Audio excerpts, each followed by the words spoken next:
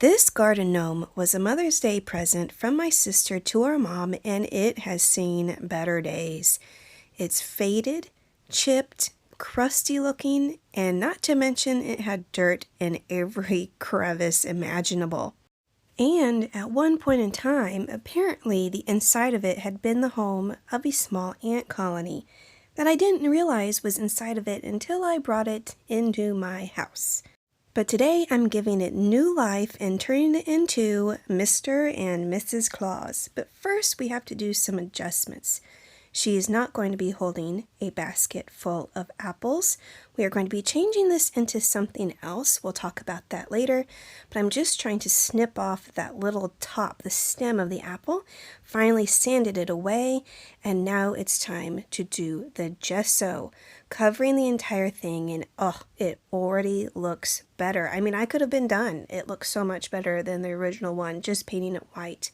And just take a look at what happened to my poor paintbrush after all of this gesso. But here it's looking so much better, completely white. And for the colors, I'm keeping it, of course, pretty simple. The hat is going to be red, his coat is red, and his pants are red and black for his belt and shoes. For Mrs. Claus, I'm doing green for her front of her dress, white for the sleeves and apron, and then green here at the bottom. And of course, there's going to be a lot of other details added later. Even though I'm fixing this up, I'm just going to be happy if it survives probably another 1 or 2 years. I didn't buy an entire can of fixative to spray just one project, so what I'm going to try is exterior Mod Podge. Now, exterior Mod Podge is supposed to be on a covered porch. It's not actually supposed to be left out into the elements. But like I said, I'm just happy if it's going to last another year or two, so this is going to be a garden decoration. After I apply the Mod Podge at the end of the video, it does have to dry for quite a while because it's still a little bit tacky. I also put a couple of coats on it just to kind of thicken it up and make it a little bit more sturdy, hopefully, than just one coat. Now, with that being said, if I know it's going to come some torrential storm and downpour, I'll probably try to put it inside of the garage or inside of the shed because I did put quite a bit of work into this project and I do like it. Who knows, it might even end up staying inside some because it does turn out looking really, really pretty in the end. And of course, I am going to show it to you in my garden, so stay tuned for the end to see a few pretty pictures of some flowers and how it looks outside. As I'm painting on just the base colors for this project, I do want to talk to you a little bit about Christmas in July. Now, I am a Christmas craft channel that does Christmas things all year long, but last year I did a series where I put out a picture for 5 days in a row from Monday through Friday, and that was an awful lot of work, but it was a lot of fun to do. This year, I'm not planning on doing that. I'm still definitely going to be doing my videos once a week on Mondays. So if you missed that series last year, be sure to go back and check it out, but it's just a little bit too much work for me right now to put out 5 videos in a row. So no crafts series this year, but like I said, I do Christmas crafts all year long, so it's kind of like Christmas in April, Christmas in June, July, August, September. I just love Christmas all the time. If you do end up enjoying this video and like how it's looking, I do have another gnome that is actually holding a big bird bath over his head, and maybe I could fix that one up as well. It could become like a summer tradition. So if you like this video, don't forget to hit the like button, and if you're new, don't forget to subscribe. If you're curious about the paint that I'm using, I use Americana Acrylic Craft Paint, and I will list all the colors in the description down below in case you want to actually make your own or you just like the colors that I'm using. And I am just so happy to finally be doing this project. It's something that I wanted to do long before I even had a YouTube channel, because as soon as my sister gave this to my mom as a Mother's Day present, I thought, that looks like Mr. and Mrs. Claus. even though it had different colors at the time. So I was super excited whenever I finally got the chance to customize this and make it my own and just give it new life because it's so cute. I didn't want to throw it away in the trash. And that's also a great thing, is to repurpose things, to give them new life, to not just, chuck everything away as soon as it becomes old and crusty. And it gives you a little bit of creativity. You get to make it your own. And I just love remaking things and redoing them. It turns out so cute in the end, and I'm just really happy with the results. And I realize I haven't even mentioned what I'm having Mr. and Mrs. Claus do.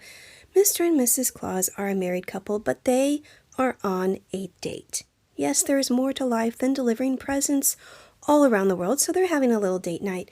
And he has brought her a bouquet of poinsettias, and she, of course, has brought him a basket of cookies. So the apples have turned into what's going to be chocolate chip cookies, and instead of the white daisies, they are going to be poinsettias, so that's why they are red. Now, as usual, if you've seen some of my other videos, I don't know how to paint hair, so that's also been another struggle. I decided to paint it gray, but don't worry, it is going to go back to white. And this is just after one coat of paint. No, I'm not going to make you watch me paint 2 and 3 coats on this. So here it is, completely painted with my 2 or 3 coats of paint. And I'm going to start doing all the fun, cute little details. Now, he wouldn't be Santa Claus without some rosy cheeks. I mean, he lives in the North Pole. It's cold. He's going to have some rosy cheeks. And also, Mrs. Claus is not to be outdone. She is going to also have some cute rosy cheeks as well. Not to mention maybe just a little bit of rosiness on their nose, because that's just cute. I also looked at the picture of what they looked at before I started to give me an idea of what the face looked like, because faces are hard, so I didn't change the faces too much. Now, I don't know if Mrs. Claus wears makeup or not, but she definitely needed a little bit of color on her mouth, so I just used the same blush that I used on their cheeks to paint her lips. So not too crazy, she's not up there with really flashy makeup. I also painted a little bit of a darker color inside of Santa's mouth because his mouth is opening. He's probably saying ho ho ho.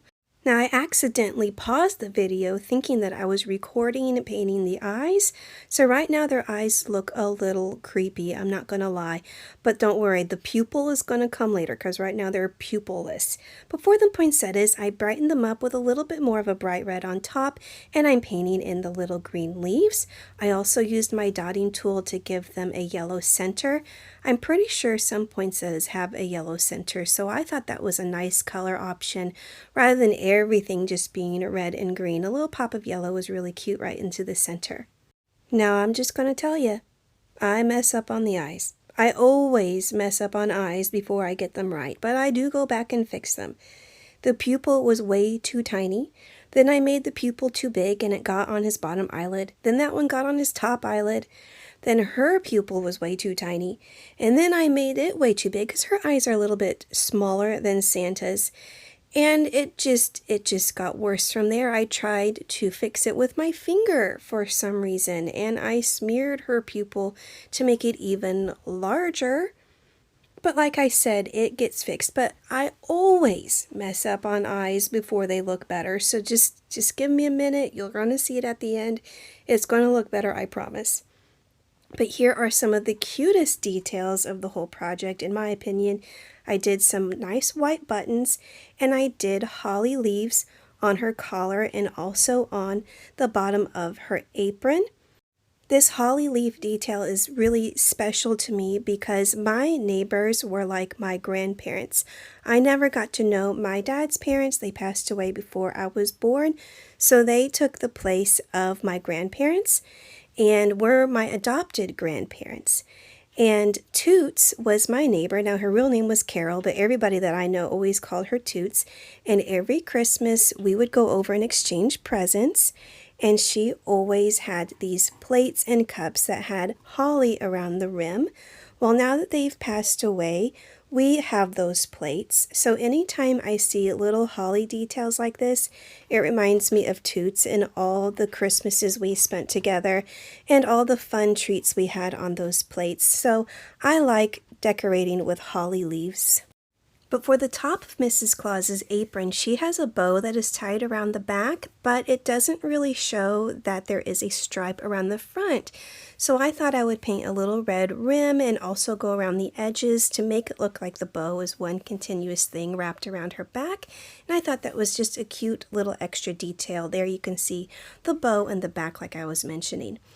Now for the holly leaves at the bottom, I did one right in the center below the buttons. But then I realized that the left side of the apron is actually wider than the right side, so they don't end up being symmetrical.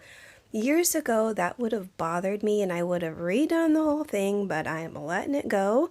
So there's going to be 2 pieces of holly on this side and only 1 piece of holly on the other side. I made a tiny little mistake where I started drawing it way too high up on the apron and it was not going straight at all. But with a little wet paper towel, I was able to wipe off the green and it was super easy to fix. So that's one nice thing about POSCA pens is depending on the material you're working on, they're pretty forgiving. They're pretty quick to fix and cover up any of your little mistakes.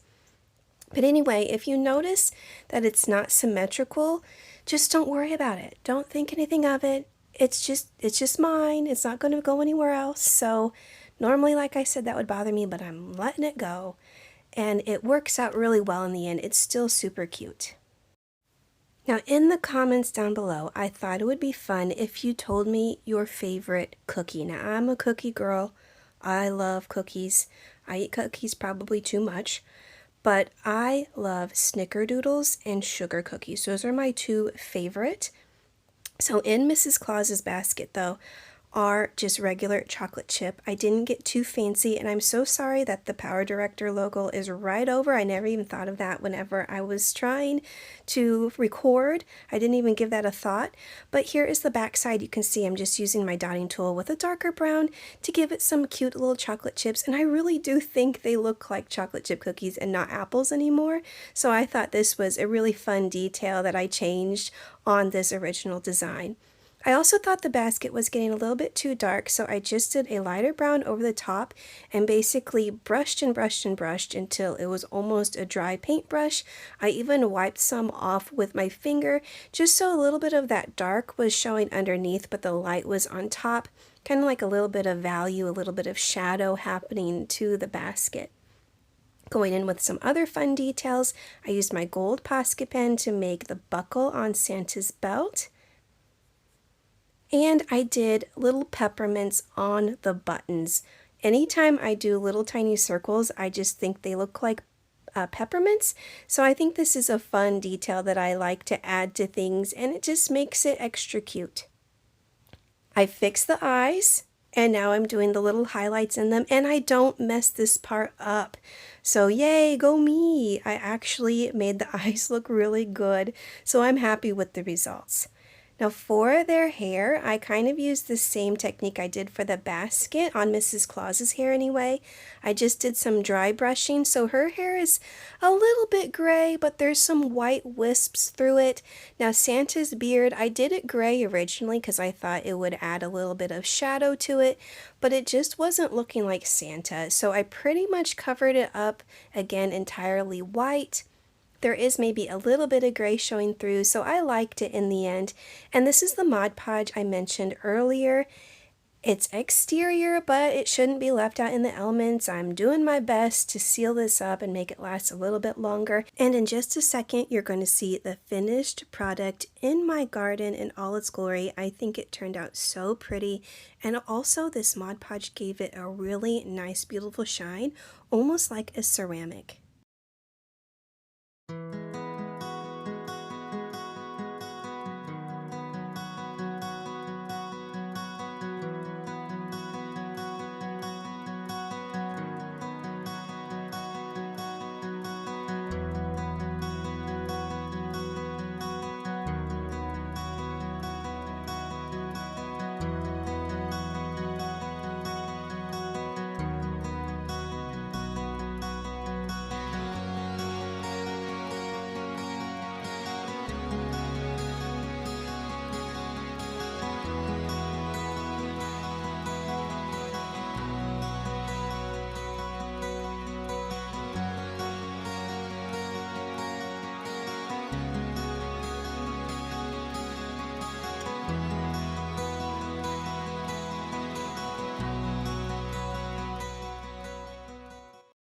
I hope you enjoyed this video. Thanks so much for watching, and I'll see you in the next one.